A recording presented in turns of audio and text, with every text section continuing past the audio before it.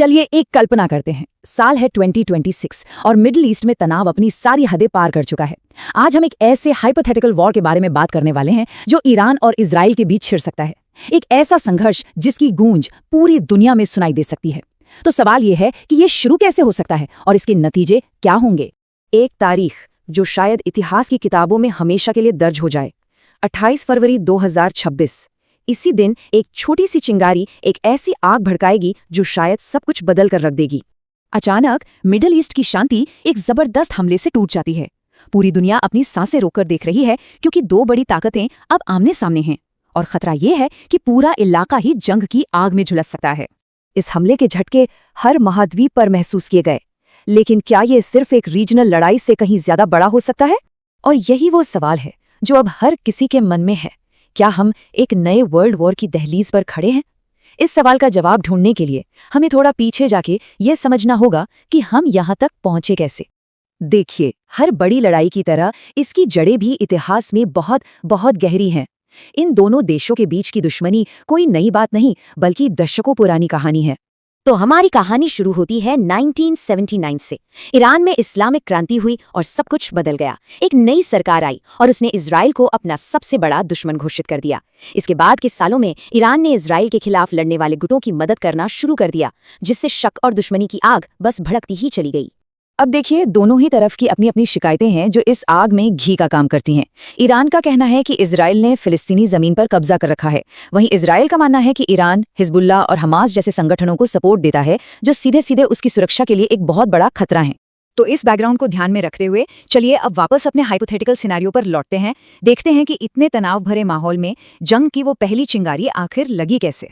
28 फरवरी 2026 रात का सन्नाटा अचानक लड़ाकू विमानों की गड़गड़ाहट से टूट जाता है। इजराइल और अमेरिका मिलकर ईरान पर एक बड़ा हवाई हमला कर देते हैं। ये वो पल है जब सालों से चल रही प्रॉक्सी वॉर एक खुली जंग में तब्दील हो जाती है। इन हमलों का एक ही मकसद था, ईरान की सैन्य ताकत को पूरी तरह से तोड़ देना। इनके निशाने एकदम साफ थे: मिलिट्री बेस, मिसाइल लॉन्च करने की जगहें और सबसे जरूरी, ईरान के न्यूक्लियर प्रोग्राम से जुड़ी फैसिलिटीज। तो दुनिया को क्या वजह बताई गई? ऑफिशियली ये कहा गया कि ये हमला ईरान को एटम बम बनाने से रोकने के लिए किया गया एक प्रीएम्प्टिव स्ट्राइक था। एक ऐसा कदम जिसे इजराइल और अमेरिका दुनिया के लिए एक बहुत बड़ा खतरा मानते थे। लेकिन ईरान इस हमले पर चुप बैठने वालों में से नहीं था। उनका जवाब बहुत तेज और जबरदस्त था, जिसने इस पूरे संकट को एक और भी ज्यादा खतरनाक मोड़ पर लाकर खड़ा कर दिया। हमले के जवाब में ईरान की मिसाइलें रात के अंधेरे को चीरती हुई इजराइल की तरफ बढ़ चलीं। ये एक सीधा और ऐसा पलटवार था जिसकी उम्मीद शायद किसी ने नहीं की थी। ईरान ने अपने हथियारों का पूरा जखीरा खोल दिया। बैलिस्टिक मिसाइलें और ड्रोन्स के झुंड इजराइल के बड़े शहरों और मिलिट्री ठिकानों की ओर लॉन्च कर दिए गए। और यहाँ रक्षा और तबाही का एक अजीब खेल देखने को मिलता है। एक तरफ है इजराइल का मशहूर आयरन डोम डिफेंस सिस्टम, जो आसमान में ही कई मिसाइलों को तबाह कर रहा है। लेकिन दूसरी तरफ सच्चाई ये है कि ये सिस्टम हर बार कामयाब नहीं होता। कुछ मिसाइलें डिफेंस को भेद कर अपने टारगेट तक पहुंच ही जाती हैं और नतीजा होता है भारी तबाही और जान माल का नुकसान। और फिर ये जंग फैलने लगती है। अब ये लड़ाई सिर्फ ईरान और इजराइल के बीच नहीं रह जाती। ईरान पूरे मिडिल ईस्ट में फैले अमेरिकी मिलिट्री बेसों को निशाना बनाना शुरू कर देता है और इस तरह एक सुपर पावर भी सीधे सीधे इस जंग में खिंची चली आती है। अब एक नंबर के बारे में सोचिए, सिर्फ एक नंबर जो इस रीजनल लड़ाई को एक ग्लोबल संकट में बदल देता है, 20%।